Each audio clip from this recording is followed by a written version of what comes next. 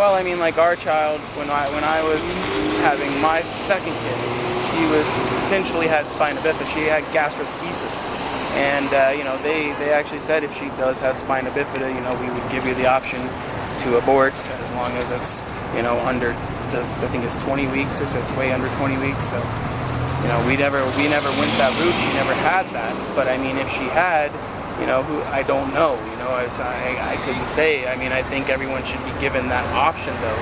If the mother's not going to be able to raise the child, I just don't see, like, you're overloading an already overloaded foster care system. You know, I mean, we've got 7-something billion people on this planet, and we're talking about how, you know, we can't solve our own hunger problems, yet we're worried about making sure more fetuses don't come into the world.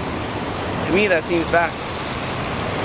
You know, I feel like we should be worried about, you know, kind of setting up and protecting the children that have already been born, and worrying about those kinds of issues, not demeaning a woman who really doesn't want to have to make the choice to have an abortion, but she does, and she's got to live with that for the rest of her life. So I just don't see the point of shaming it. But well, why would it be a tough choice for her to make that choice? Why would it be a tough choice? Like, why would it be a shameful thing? Well, what do you mean? Why would it be a shameful thing? Yeah, I don't know. Like, well, look at everything around. Everybody's saying that, you know, that when you kill a fetus, you might as well be taking it out of your body yourself and ripping its guts apart and hacking it up and throwing it across the room. Look at the signs. Have you seen those? I know, but I mean, that's what an abortion is. They do actually chop the baby up. Oh yeah, that's right. And there's lots of realities that we don't have to see in our everyday life that are really, you know, real, and that's what happens. But I mean, still shouldn't have to be. To me, it's a choice issue. It is a choice, you're right. But I mean, I guess the bottom line is, do we have the choice to kill another human being, I guess? No, but then I mean, are you against the death penalty with murderers? Yeah, I mean, it brings I'm into against all that. kinds of things into that kind of question. And if we're against killing people, I mean, at some point, you know, our medical system is going to work against us in that aspect. If we're going to stop, you know, killing murderers, and we're going to continue to prolong everyone's life, we're getting far overcrowded. You know what I mean? That's my opinion. Well, I don't know if there really is a population issue, but I'm not sure that's a reason to kill people. But well, I'm not saying that it is. Yeah. But I mean, you're asking.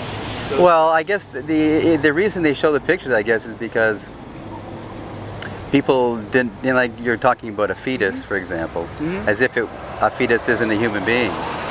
They use the F word. They go, it's just a fetus. But what is a fetus? Yeah, it's a pre-human, if you will. It's a pre-human. Yeah, they're, I would assume, yes. Yeah. Well, that's why they show the picture, because if you look at the picture, did you look at them?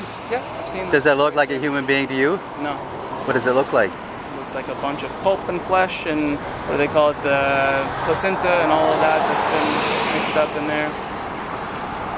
But really? You can see the head, and you can see the fingers and the intestines and everything. Like, it looked like a little baby to me. And that's only 10 weeks, but yeah, no, understandable. Yeah, like fetus is just a scientific word for little one. It's Latin. And after, I mean, they call it an embryo, which is another Latin word, I guess. And they call it the zygote. That's when the egg and the sperm fuse. Yes, like that's right. we were talking about, you know, a sperm. If you kill the sperm, you're killing a potential human being. Yeah, very possibly. Well, you are killing a potential human being. Well, I mean, it kind of depends on if you believe that God is birthing a soul into that fetus when it's born. You know, when the zygote happens. I mean, if that's what you believe, then yeah, I guess it is a living, breathing, soulful human being from conception, from that very moment, right? But I mean, if you believe in evolution and you don't believe in souls, you kind of also believe that semen is, you know, it's just as alive as the zygote, right? It's moving, it's doing everything the same, you know? So who's to say that when you masturbate, you're not killing off 1 million something little kids? That's just so hypocritical to me.